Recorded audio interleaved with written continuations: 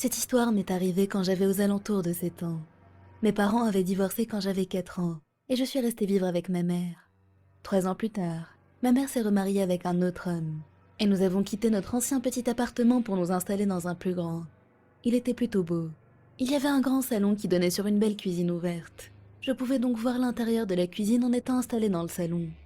La première nuit après notre emménagement, alors qu'on se préparait à y dormir pour la première fois, j'ai décidé de rester seule dans le salon pour regarder un peu la télé avant d'aller me coucher. 1 ou 2 heures plus tard, je me suis enfin sentie fatiguée et j'ai commencé à piquer du nez. Mais dès le moment où j'ai commencé à m'assoupir, j'ai entendu des bruits étranges en provenance de la cuisine. On aurait dit que les placards étaient en train de s'ouvrir et de se fermer, que la vaisselle bougeait et que des couteaux étaient en train d'être aiguisés. Au début, je pensais que c'était ma mère qui était dans la cuisine, mais quand j'ai ouvert les yeux et que je me suis retournée, je me suis rendu compte qu'il n'y avait absolument personne. Je me suis même levée pour aller vérifier dans la cuisine, et en allumant la lumière, j'ai pu constater que tout était à sa place et que rien n'avait bougé. Perturbée, je suis allée me recoucher. Mais après tout ça, j'ai passé la nuit à me réveiller constamment à cause de cauchemars. Parfois, je suppliais même mon beau-père de rester avec moi dans la chambre jusqu'à ce que je m'endorme. Mais puisqu'il n'avait jamais entendu aucun bruit étrange dans l'appartement, il ne m'a pas vraiment prise au sérieux. La situation a continué, jusqu'à ce qu'on commence à sentir une odeur bizarre dans le salon. Elle n'était pas si terrible les premiers jours, mais plus le temps passait, plus sa puanteur empirait. On aurait dit que quelque chose était en train de pourrir dans un coin. Nous avons mis l'appartement sans dessus-dessous en essayant de trouver la source de cette puanteur, jusqu'à ce qu'on se rende compte qu'elle venait en fait du mur. On s'est dit qu'un rat ou quelque chose comme ça avait dû se retrouver coincé derrière et mourir. Mes parents ont donc engagé un professionnel pour le sortir de là. Mais ce que l'homme a fini par nous dire était choquant. Il n'y avait aucun espace derrière le mur, ce n'était que des briques. Pire encore, la seule chose qui se trouvait derrière ce mur était l'extérieur de l'appartement. C'est à ce moment-là que mes parents se sont souvenus des bruits que j'avais entendus et des cauchemars à répétition que je faisais. Ils ont demandé à un prêtre de venir nous rendre visite et prier pour la maison. Lorsqu'il est venu quelques jours plus tard, il a prié à asperger de l'eau bénite un peu partout, mais ça n'a pas semblé changer quoi que ce soit. Quelques semaines plus tard, ma mère, qui était enceinte, a accouché de mon petit frère. Il pleurait tellement hystériquement dans son sommeil que son visage virait au bleu et au rouge.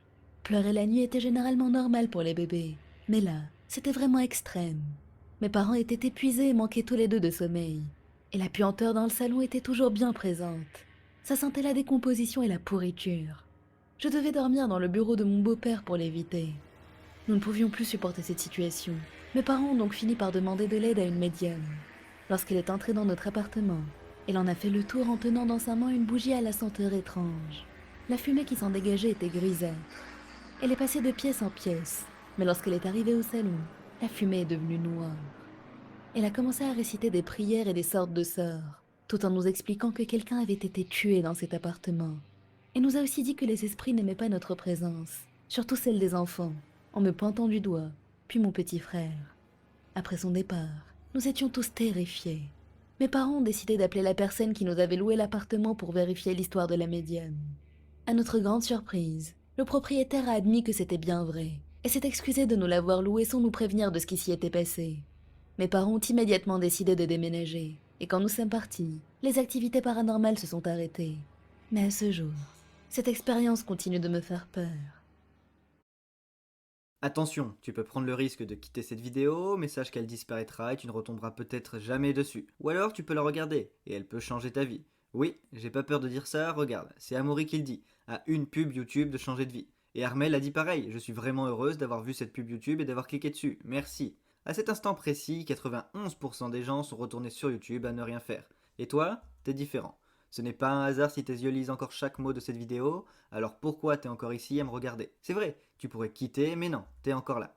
La réponse est simple, t'es là car j'utilise une méthode secrète, celle de 1842 qui me permet de générer des revenus en ligne. Il n'y a pas que moi, regarde ceux qui la suivent en ce moment. Jérémy a fait 700 €, Clémence a fait 900 € ou encore Max qui a fait 1700 € en une semaine. Ils étaient à ta place il y a quelques jours. Ils étaient sur YouTube, cette pub a attiré leur attention et ils ont regardé. Puis ils ont cliqué sur le lien juste en dessous pour visionner la masterclass gratuite dans laquelle on t'apprend à générer un revenu en ligne depuis chez toi. Concernant la méthode de 1842, je l'utilise pour me remplir les poches. Je sais tu ne me crois pas, alors voici une preuve. 7 000 € par mois pour moi et plus de 10 000 € par mois pour mon collègue.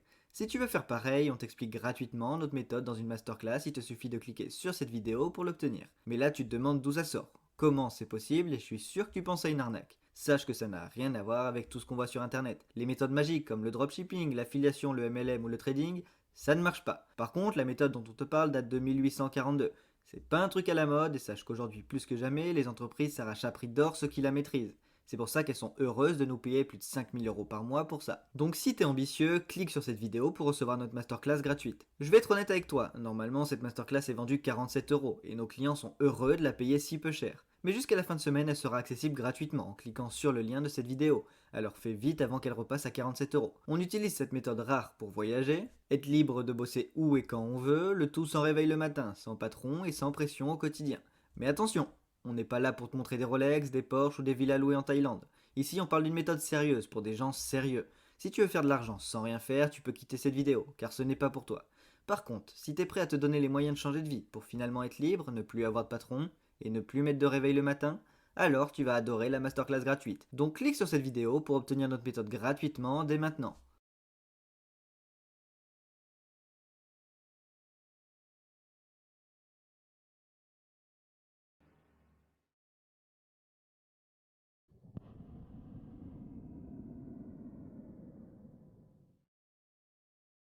Cette histoire m'est arrivée alors que j'étais encore au collège. Le bâtiment de mon collège était très vieux, et certains endroits à l'intérieur étaient presque délabrés. Mon collège avait 3 toilettes principales. Elles étaient plutôt bien maintenues et entretenues, sauf pour la dernière. Elle se trouvait dans un bâtiment annexe, séparé du reste. Le sol était toujours très sale. En ce qui concernait les cabines, il y en avait 6, mais seulement 3 avaient des portes. Et même ces portes-là étaient toutes cassées. Je détestais plus que tout y aller. Non seulement moi, mais toutes les filles de l'école détestaient aussi cet endroit dégoûtant. Quoi qu'il en soit, un jour, alors que j'étais en classe en train de papoter avec mes amis, j'ai eu un besoin soudain et urgent d'aller aux toilettes. Malheureusement, les plus proches étaient celles qui étaient dégoûtantes, et je n'avais pas envie de prendre le risque d'essayer d'aller aux autres. Je suis donc entrée dans les toilettes en question, et j'ai été accueillie par la pire odeur que j'ai jamais sentie. Je me suis précipitamment dirigée vers la dernière cabine, qui était bien plus propre que les autres, et j'ai essayé tant bien que mal de ne pas laisser mes vêtements toucher le sol. Après avoir terminé, je suis allée au lavabo pour me laver les mains. L'intérieur du bâtiment était complètement silencieux, et la seule chose que j'entendais était le bruit de l'eau coulant du robinet que j'avais ouvert. Après quelques instants, j'ai entendu d'étranges tapotements. J'ai donc fermé le robinet et j'ai levé les yeux vers le miroir au-dessus. Mais il était tellement sale et encrassé que je n'arrivais pas à voir quoi que ce soit. J'ai donc baissé à nouveau les yeux et j'ai fini de me laver les mains. En les séchant, j'ai encore une fois entendu le même bruit de tapotement. Intriguée, j'ai utilisé ma serviette en papier pour essuyer la surface sale du miroir. Et c'est à ce moment-là que je l'ai finalement vue. Elle était clairement visible dans le reflet. Il y avait une main qui sortait d'une des cabines et qui tapotait lentement la surface en bois de la porte. Les longs doigts étaient pâles et incroyablement maigres, et quand je me suis précipitamment retournée pour les regarder, ils ont disparu. Je n'arrivais pas à croire à ce que je venais de voir, et perturbée, j'ai essayé de me convaincre que ce n'était que le fruit de mon imagination. Je me suis de nouveau retournée et j'ai fait face à mon reflet, qui était désormais clairement visible dans le miroir propre. C'est la partie la plus effrayante de mon histoire. Je me souriais à moi-même. Je veux dire, mon reflet me souriait littéralement, la bouche grande ouverte de manière terrifiante. Je n'arrivais plus à bouger. Je suis juste restée là à le regarder, complètement paralysée par la peur. Après quelques interminables secondes, j'ai de nouveau entendu le tapotement. À ma grande surprise, lorsque j'ai regardé le miroir de plus près, j'ai remarqué que c'était mon reflet qui tapotait la vitre pour attirer mon attention, tout en me faisant signe de la main. J'ai hurlé de terreur en jetant ma serviette en papier par terre, et je me suis enfuie en courant de ces horribles toilettes. En revenant dans la salle de classe, j'ai raconté à mes amis ce que j'avais vu, mais n'ont jamais voulu me croire. Après ce jour-là, je n'ai plus jamais remis les pieds dans ces toilettes. Je ne veux même pas savoir ce qu'était cette chose que j'avais vue là-bas, et je suis devenue un peu paranoïaque avec les miroirs. Je pense que je n'arriverai jamais à oublier ce que j'ai vu, et l'horreur que j'ai ressentie.